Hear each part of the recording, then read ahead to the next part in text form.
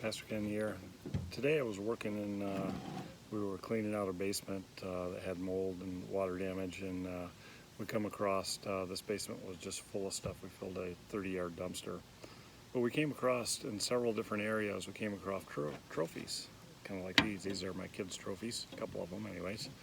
And these trophies were, there was easily 40 or 50 different trophies, from basketball, football, to baseball, softball, all kinds of different trophies. Obviously this family was really good athletes. They had them for championships and for individual efforts and all kinds of these trophies. These trophies are down in the basement and they're squirreled away, and quite often when we looked at the years of these, they were late 70s, early 80s, 84, 83, 82, 88. That's 30 years ago, more than 30 years ago now.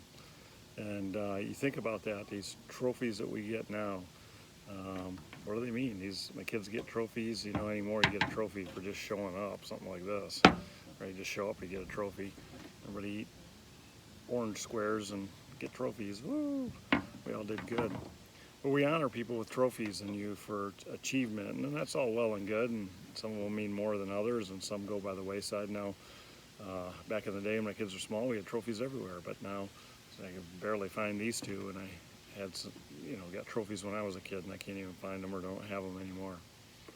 Those trophies are kind of like things that we build up here in life. If our whole focus in life is to be about getting trophies, whatever that means, wealth, popularity, we're focused on having a good time, whatever it is in life that becomes our idols or our trophies, then these things pass by the wayside. Those down there they were in closets, they hadn't been looked at in years, the water had gotten to them, had wrecked every single one of them, we couldn't even tell what half of them were written to. And that's the way of the world. The stuff here that seems important now, back then those were very cherished and important awards. But now 30 plus years later, the owners of them didn't even care. They were like, yeah, just throw them away, do whatever you want with them, we don't care.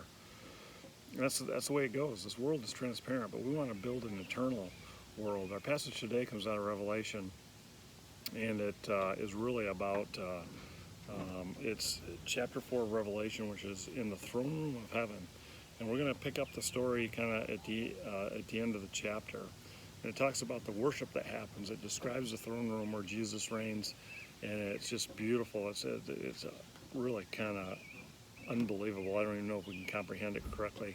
But then we see the worship that happens, a powerful worship, the angels that are around that are worshiping, and then the 24 elders, and this is what this passage refers to, 12 from the tribe of Israel and 12 from the church, that represent us as believers throughout the ages. And it says this: whenever living creatures give glory and honor, thanks to him who sits on the throne and who lives forever and ever. The 24 elders fall down before him who sits on the throne and worship him who lives forever and ever. They lay down their crowns before the throne and say, you are worthy, our Lord God, to receive glory and honor and power, for you created all things, and by your will they were created and have their being.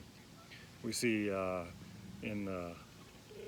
here where they lay down their crowns. We get crowns. We build eternal rewards. We talked about that on Sunday. That the way we conduct ourselves can build rewards here on earth or eternal rewards, and we want to have an eternal perspective. So I hope you have a great day today. Hope your week is going really good, and may God bless you.